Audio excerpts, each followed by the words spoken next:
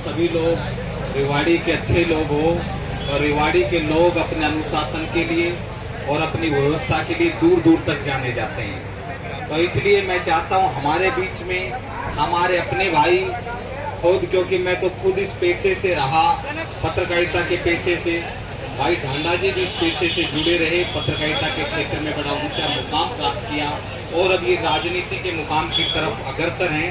मैं चाहता हूँ पर जोरदार तालियां इनके लिए और इनकी पूरी टीम के लिए, क्योंकि जो पूरी टीम आई हुई है, सबके नाम लूंगा तो किसी का नाम छूट जाएगा तो गड़बड़ हो जाएगी, क्योंकि मैं घर तक ठीक ठाक नहीं पहुंच पाऊंगा।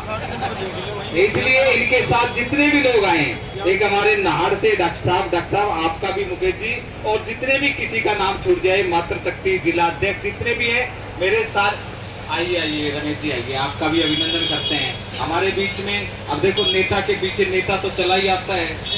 आदरणीय रमेश जी आप भी आओ, दूसरी पार्टी वाले भी हमने बिठा रखे हैं, अब आप भी आ जाओ। इधर आम आदमी पार्टी वाले बैठे हैं, उधर कांग्रेस वाले भी लाइन में लग गए हैं। अब लेकिन जिनको लाइन में लगना है वो नहीं लगे अभी तक, लेकिन वो भी आ जाएंगे, चिंता मत करो, सारे काम हो जाएंगे।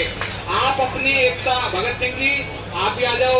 एक भगत सिंह वो थे जो फांसी के फंदे पर झूल गए और आप फांसी के फंदे को देखकर दूर दूर भाग रहे हो। थोड़ी देर के लिए अपन शुरू होने की कोशिश करते हैं। दादा साहब बहुत कीमती समय, बस संयोग ऐसा रहा, हम 10-15 दिन पहले आए थे। मैं लंबे समय तक लगभग 20 साल से हरियाणा के रीजनल चैनल्स में रहा, अखबारों में रहा, लेकिन जब मुझे पीड़ा ये व्यक्त हुई कि हमारे कर्मचारी भाई परेशान हैं, क्योंकि ड्यूटी पे रहते सहते कोई आ नहीं सकता, इसलिए विश्वास मानना मैं भी रिजाइन करके आप लोगों के बीच में आया, क्योंकि तनख्वाह मेरी भी नहीं बढ़ रही थी, तनख्वाह मेरी भी नहीं बढ़ रही थी, इसलिए मैंने सोचा रिजाइन करके ही चलता। इसलिए आज 36 दिन पूरे हो गए। एक कहावत है कि तेरे जैसे 36 बहुत देखे हैं, आपने 36 दिन देख लिए, 37वां दिन लग गया है। अब विश्वास मानना आपकी जीत होनी तय है, इसमें कोई दो राय नहीं है।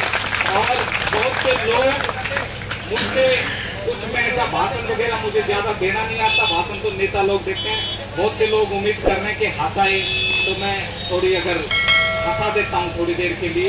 हालांकि हास्य का विषय नहीं है, विषय बहुत गंभीर है, लेकिन आदमी तनाव में भी हंस लेता है, ये बड़ी बात है।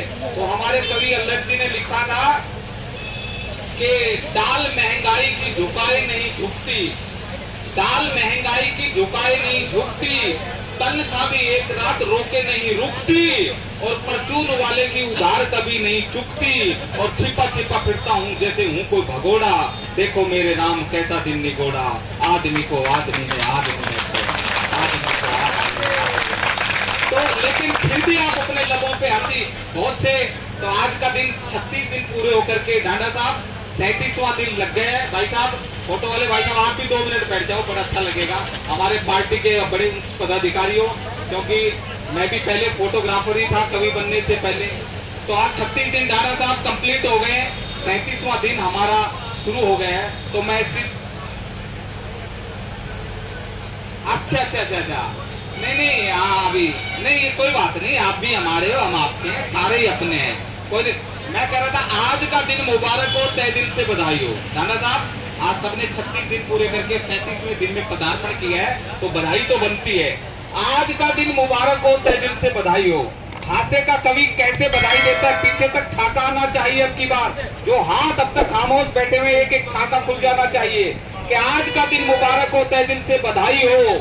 बैठे हैं जो कंवारे, उनकी जल्दी से सगाई हो। आपने ऐसे ही ठाका लगाना है, ऐसे ही मिशन। आज का दिन मुबारक हो, तय दिल से बधाई हो। बैठे हैं जो कंवारे, उनकी जल्दी से सगाई हो। और रूठ गई है मैडम जिनकी, उनकी भी सुनाई हो। और आपके दुश्मनों की थाने में ठुकाई हो।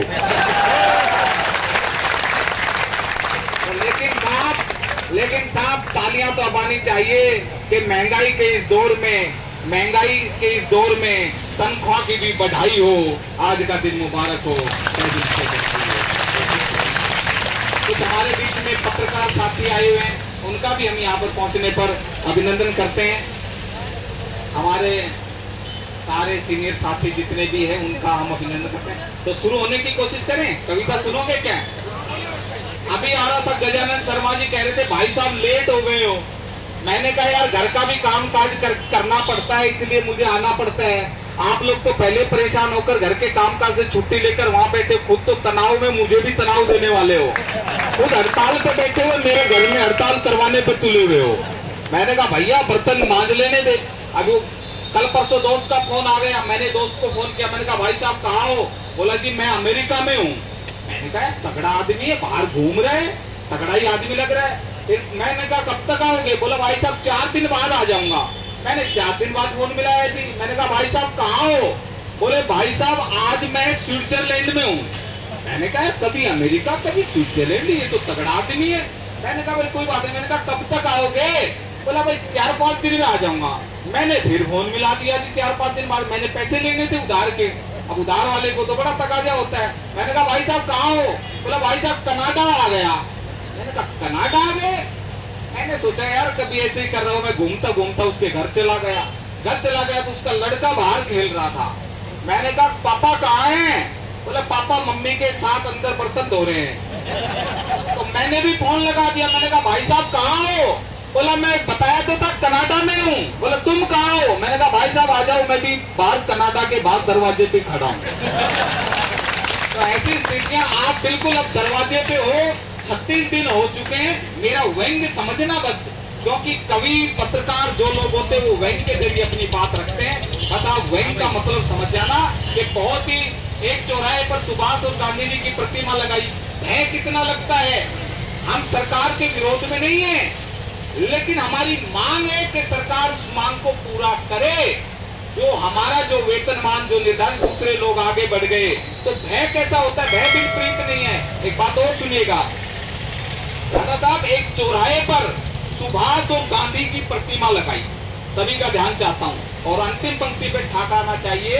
एक चौराहे पर सुभाष और गांधी की प्रतिमा लगाई, अगले दिन उनके गले में माला चढ़ाई। तभी आ गई एक गाय, उसने सुभाष जी के गले की माला खाई।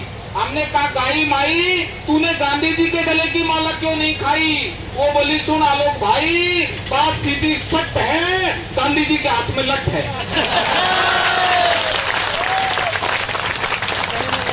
इसलिए बिल्कुल दहलीज पे आप लोग पहुंच चुके हो और हंसाने का बहुत सामान है दोस्तों। लेकिन मैं चाहता हूं अब आदरणीय ढांडा साहब ने भी जाना है, मैं तो लगा रहूंगा, क्योंकि ढांडा साहब बहुत बहुत आपको बधाई, लगे रहिए। डॉक्टर साहब आप भी बहुत बहुत आपको शुभकामनाएं।